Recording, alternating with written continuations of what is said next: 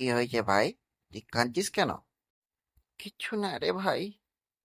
আরে আমাকে বল কি হয়েছে।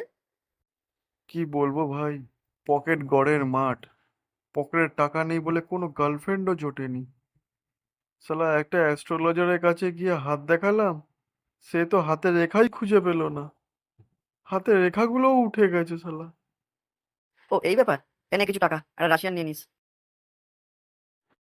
কি হয়েছে, তুমি কাঁদছো কেন? কিচ্ছু হয়নি আমার। আরে বলো কি হয়েছে। বললাম তো কিছু হয়নি। তুমি কিছু বোঝো না না। যা বাবা, আমি কি করে বুঝবো? তুমি যদি না বলো আমাকে তোমার কি হয়েছে। হ্যাঁ, এখন তো তুমি কিছুই বোঝো না। তুমি যখন বলছো তোমার যখন কিছুই হয়নি, তাহলে ঠিকই আছে। ঠিক আছে মানে? তুমি কিছুই বোঝোনি? না, কিছুই বুঝতে পারছি না, বলো।